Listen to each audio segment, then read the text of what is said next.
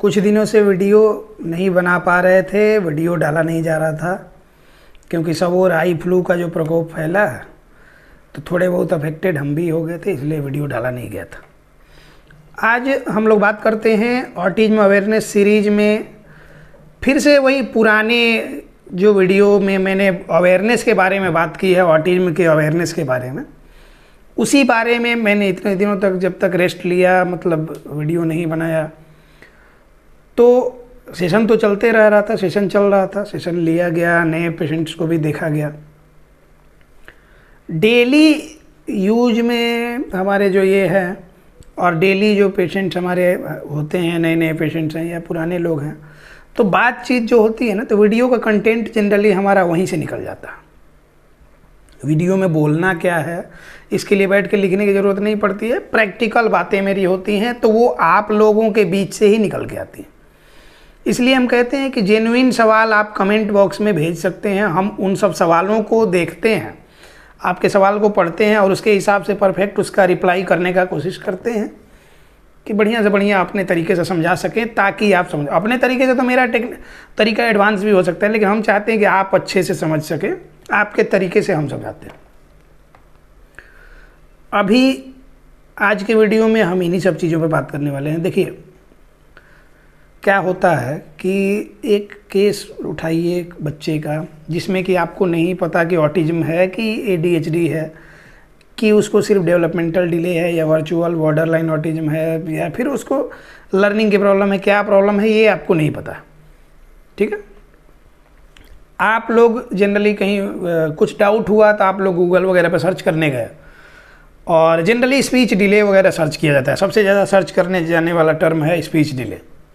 और speech delay search करते ही क्या करता है कि बहुत सारे चैनल्स का और ऑटिज्म के बारे में कुछ कुछ आर्टिकल आपको दिखाने लगता है। वहाँ से आप यूट्यूब पे पहुँचते हैं और यूट्यूब पे फिर जो इनका चैनल जितना बढ़ा हुआ है उसके हिसाब से दिखाएगा, या फिर जो उसको एडवर्टाइजमेंट में डाले हुए हैं उनका चैनल पहले दिखाएगा।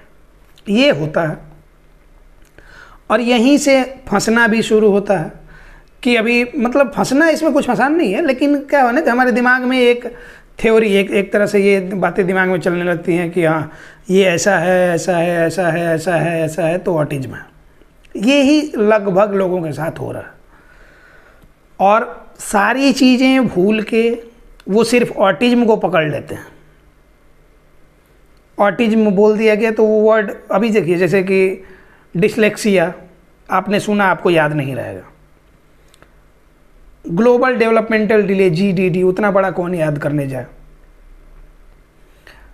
ADHD attention deficit hyper active disorder कौन याद करने जाए। उसमें सिर्फ अटेंशन डेफिसिट बोलता तो भी लोग याद करते नहीं, ये थोड़ा टेढ़ा टर्म है। ऑटिज्म कितना इजी टर्म है, इसीलिए दिमाग में हमारे रह जाता है ये बात। इसलिए सारे लोग ये पकड़ के बैठ जाते हैं कि बच्चे को मेरे ऑटिज्म है।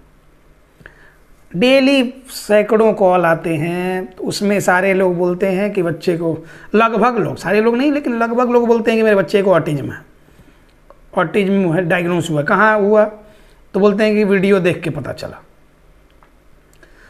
कितनी बार हम कहते हैं कि वीडियो देख के ऑटिज्म है, ये कैसे आप पता लगा सकते हैं? ये नहीं हो सकता, ये असंभव है। आप लाख कोशिश करें तो आप ऑटिज्म को पूरी तरह से नहीं समझ सकते हैं। जो इसमें काम कर, हम 5-6 साल 7 साल, जो भी 6.5-7 साल हो गया रिहेबिलिटेशन में काम कर रहे हैं। पहले एडल्ट लोगों का रिहेबिलिटेशन होता था न्यूरो रिहैब में। धीरे धीरे जब ये ऑटिज्म में हमने देखा कि इस तरह के बच्चे ढेर आना शुरू हुए, कोविड के बाद से तो बहुत ही संख्या बढ़ी है, तो उसमें हमने ये देखा है कि सारे बच्चों को ऑटिज्म होता ही नहीं है। और जितना हमने पढ़ाई करी है, जितना इसमें एक्सपेरिमेंट किया है, जितना इसमें एक्सपीरियंस किया है, उसके हिसाब से ये समझ में आता है कि इसको जितना पढ़ा जाए ये उतना ही गहरा होते जाता है। तो इसलिए थोड़ी थोड़ी छोटी छोटी बातों को लेके परेशान नहीं होना है और थोड़ी थोड़ी बातों को लेके ज्ञानी नहीं बनना है कि हमको सब आता है, हम ऑटिज्म डायग्नोस कर सकते हैं। बहुत सारे लोग आते हैं हमारे यहाँ बहुत तरह का अधूरा ज्ञान लेके, उसके बाद उनका ज्ञान का जो मिथ होता है वो तोड़ा जाता है, फिर उनको सही बात समझाई जाती है। वीडियो के माध्यम से भी हम यही समझाते हैं कि आप समझें सही चीज़ को, कि ऑटिज्म, हर केस ऑटिज्म नहीं होता और बहुत सारे लोगों का आपने जो हमेशा दिमाग में आपके चलता रहेगा कि ऑटिज्म ठीक होता है कि नहीं होता है। कोई कह रहा है ठीक होता है, कोई कह रहा है ठीक नहीं होता है। सब लोगों के दिमाग में इस तरह की बातें चल रही हैं। लेकिन हमने कितनी बार इस पर भी बात किया कि ऑटिज्म ठीक हो सकता है, उसके कुछ कुछ टर्म्स एंड कंडीशंस हैं, उस पर हमने बहुत बारी बात किया। तो ओवरऑल मिला के हम बात करते हैं ऑटिज्म के बारे में कि अगर ऑटिज्म, अच्छा चलिए ऑटिज्म है, बच्चे को ऑटिज्म है ये ही मान लिया जाए, तो अब उसके साथ घर में आप कैसे बिहेव करें, घर में आप उसके साथ कैसे मतलब कि दिनचर्या अपना सेट करें, डेली लिविंग का जो ये है, बच्चे के साथ आप रह रहे हैं कैसे उसको घर में रखें, कैसे इन सारी चीज़ों को मैनेज करेंगे, इन सब चीज़ों पे ही हम बात करते हैं।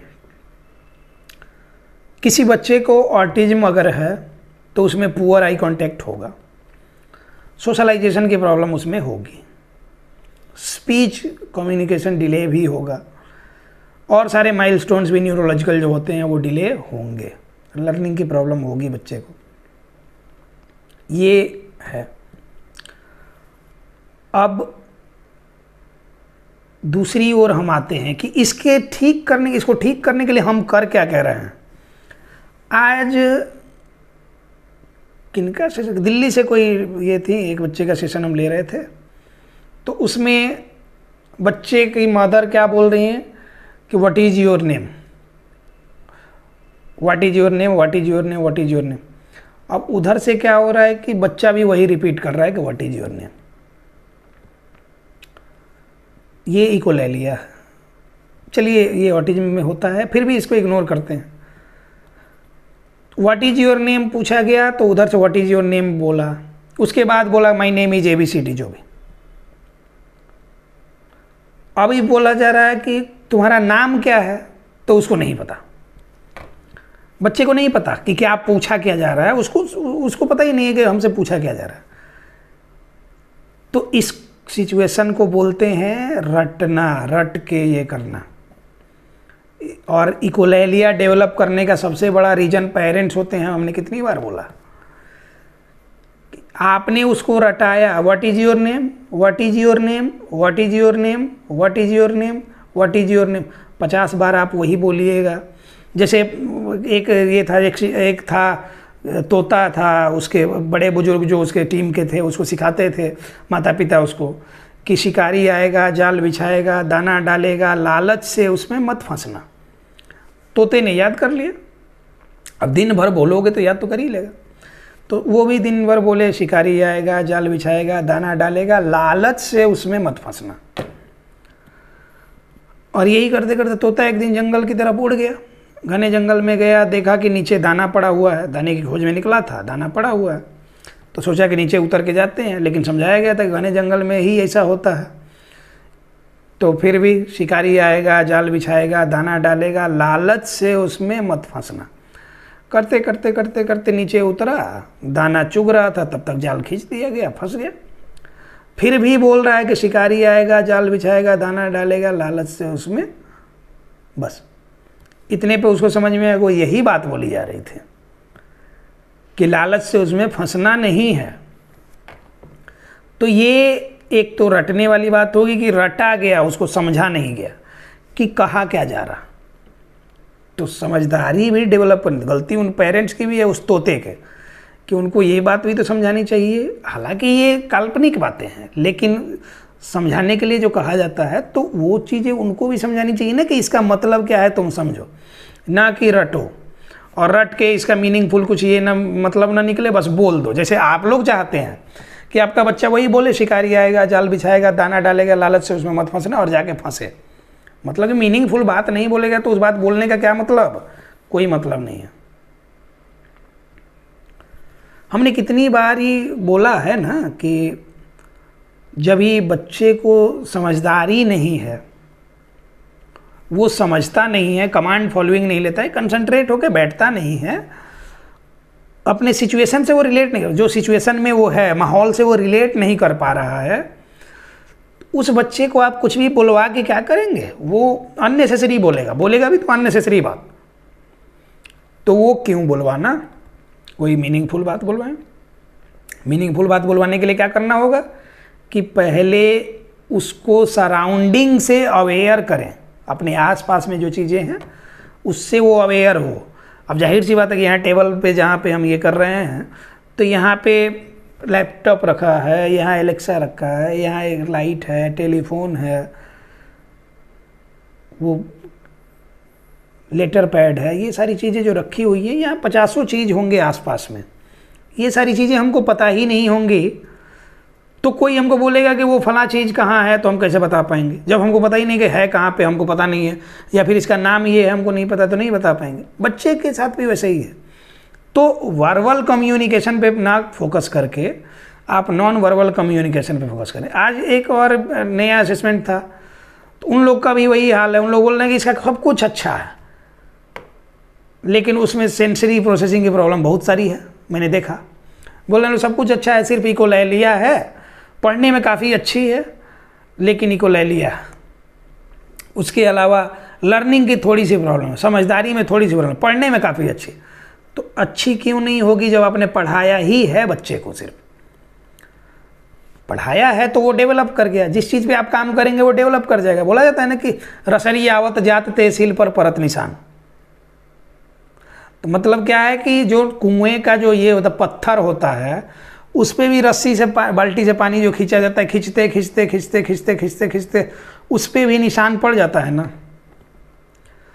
तो वैसे ही है कि जब पत्थर को घिस के भी आदमी ये कर सकता है, बता दे सकता है कि हाँ तुम भी घिस सकते हो अगर ये किया जाए तो, उसी तरह बच्चे को भी आप नहीं समझ रहे फिर भी आप बार बार बातें बोलेंगे तो जिस चीज़ को बार बार आप रिपीटेटिवली कराएंगे उसमें बच्चा डेवलप कर जाएगा। लेकिन बेसिक चीज़ें छूट जाएंगी और बेसिक चीज़ों की ही प्रॉब्लम सारे बच्चों में है क्योंकि उसके लिए आप एक्सपर्ट नहीं हैं। तो आप उसको डेवलप कैसे करेंगे ये आपको समझ ही नहीं आता, और जब आपको यही चीज़ समझ नहीं आता तो आप डेवलप नहीं कर पाएंगे, और डेवलप नहीं कर पाएंगे आपको लगता है कि बोल लेगा, लिख लेगा, पढ़ लेगा तो समझदार हो जाएगा। इसी में आप 10 साल 12 साल 15 साल 20 22 साल तक का बच्चे को कर दे रहे हैं। अब जो 20-22 साल का हो गया वो बच्चा नहीं रहा, अभी तो एडल्ट हो गया। अभी उसको डील करने का सारा सिस्टम ही अब अलग तरीके से बनाया जाएगा, उसका पैटर्न अलग होगा क्योंकि उसको सारी दुनिया मान चुकी है कि इसको प्रॉब्लम है, ये ना ठीक होगा। तो अब वो काफ़ी चैलेंजिंग केस हो गया, वो भी ठीक होगा, उसमें भी काफ़ी चेंजेज आएंगे लेकिन उसमें चैलेंजेज बहुत है। तो चैलेंजेज को एक्सेप्ट करना होगा, उस हिसाब से काम करना होगा। चैलेंज तो ऑटिज्म के केस में होता ही है। अब जो उसको सारी दुनिया को इग्नोर करते हुए उसमें आगे बढ़ गया तो बच्चा डेवलप कर जाएगा, नहीं तो फिर प्रॉब्लम तो है ही, दुनिया तो मान ही चुकी है आपके बच्चे को प्रॉब्लम है। अब जिस दिन आप भी मान लेंगे कि हाँ इसको प्रॉब्लम है ना ठीक होगा तो फिर नहीं ठीक होगा, जिस दिन आप ये मान लेंगे कि ये ठीक हो सकता है तो वो बिल्कुल ठीक होगा। बहुत सारे लोग हमारे साथ जुड़े हैं, उन्होंने बोला कि डॉक्टर ने बोल दिया कि कभी ठीक ना होगा, ये चीज़ डेवलप नहीं करेगा, वो चीज़ डेवलप नहीं करेगा। हम लोगों ने मेहनत करना शुरू कर दिया, डेवलप करेगा, बिल्कुल डेवलप करेगा, क्यों नहीं करेगा।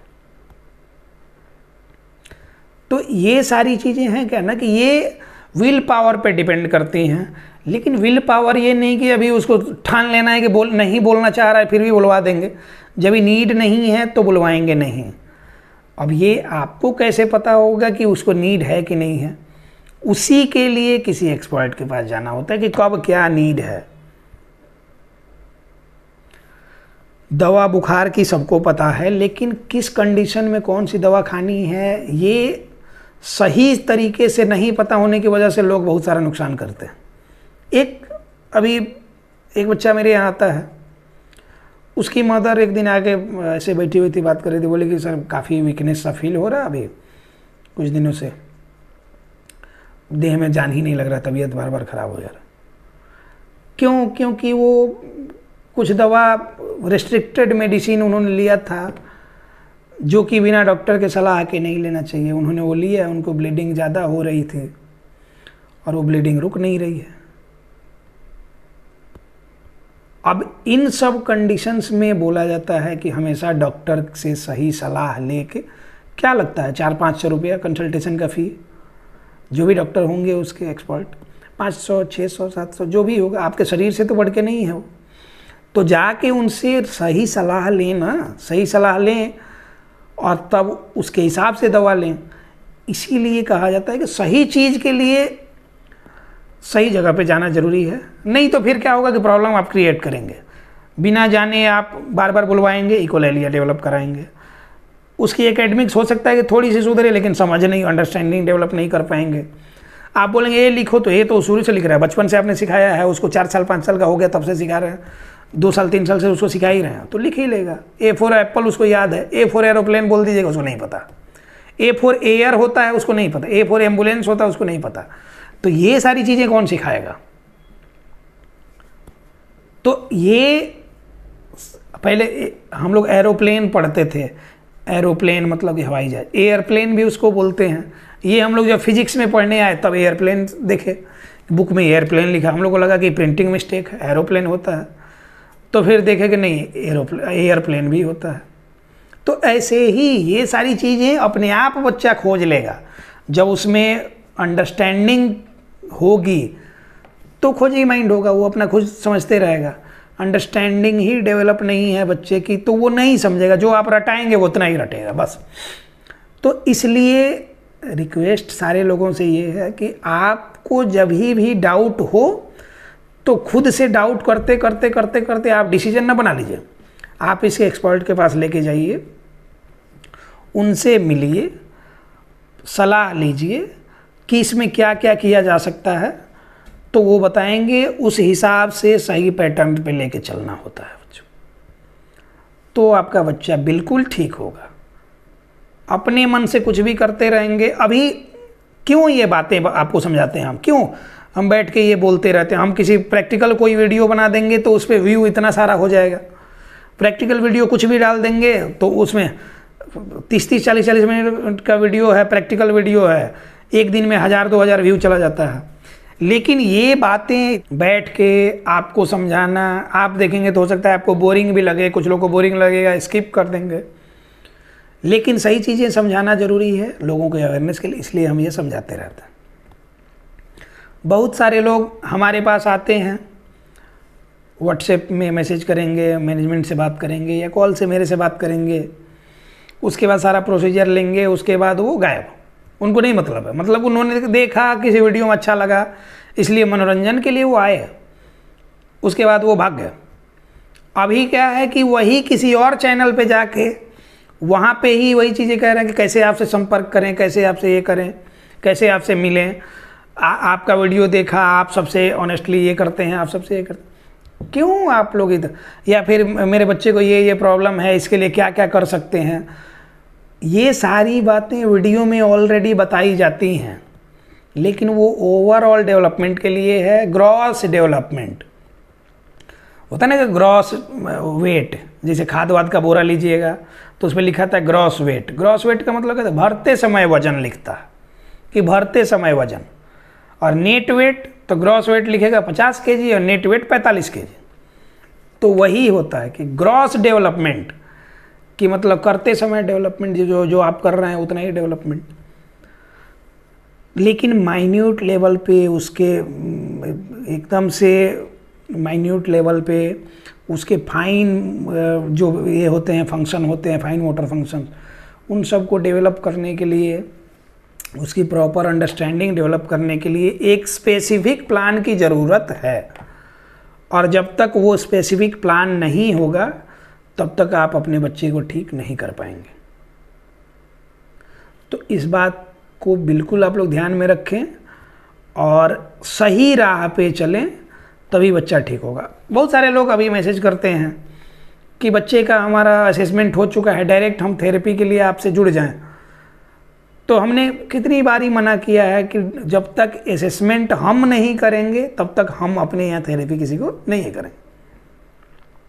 फिर भी कुछ लोग कहते हैं कि असेसमेंट करा लिया सर, थेरेपी के लिए करें। तो फिर डिमांड बेस्ड थेरेपी मेरे यहाँ नहीं होता। आज ही तो किसी ने ये करा था कि बच्चे का बिहेवियर थेरेपी और ओटी चल रहा है, स्पीच थेरेपी आपके यहाँ कराना है। तो इधर से रिप्लाई किया लोग कि डिमांड बेस्ड थेरेपी ही हमारे यहाँ नहीं। तो मतलब ये कि जो आप कह रहे हैं कि ये कराना है तो नहीं होता।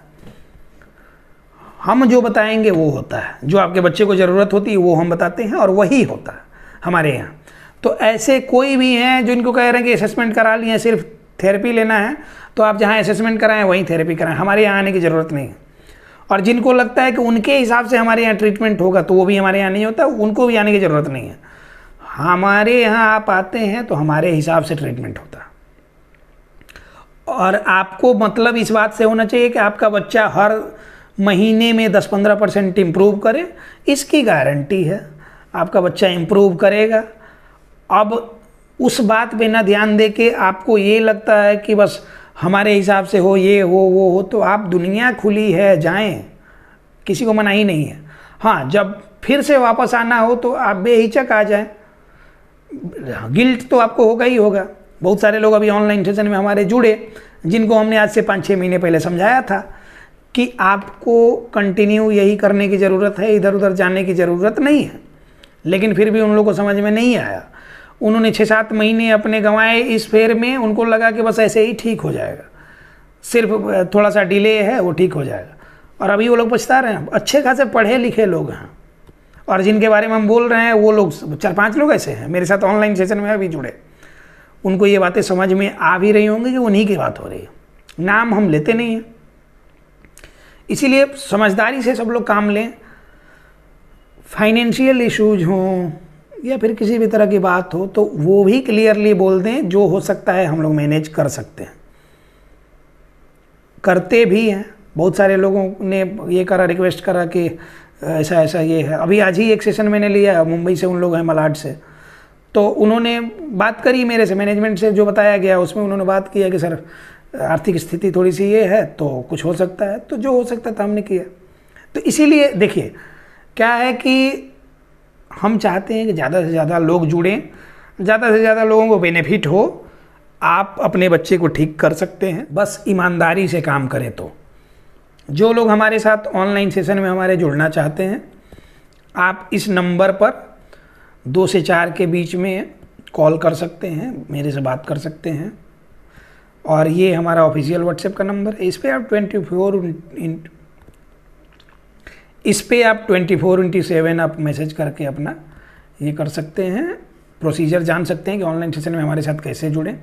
अभी 18 से 20 कंट्रीज से लोग हमारे साथ जुड़े हुए हैं ऑनलाइन सेशन में, और सबको बेनिफिट हो रहा है। और एक रिक्वेस्ट हम उन लोगों से भी करना चाहेंगे जिनके बच्चे में सुधार हो रही है, आप लोग कमेंट बॉक्स में ये करें, या फिर आप लोग जो लोग अपना ये करना चाहते हैं प्रैक्टिकल वीडियो बना के एक टेस्टिमोनियल के लिए कि भाई अगर आप ईमानदारी से अपने तरफ से वीडियो भेजना चाहते हैं कि आपके बच्चे में कुछ सुधार हुआ, तो कैमरा सामने रखिए, वीडियो बना के आप हमको भेज सकते हैं। हम अपने वीडियो में उसको डालेंगे आपसे परमिशन लेके कि हाँ लोग और भी देखें तो उनसे प्रभावित हों, समझें कि क्या सही बात है।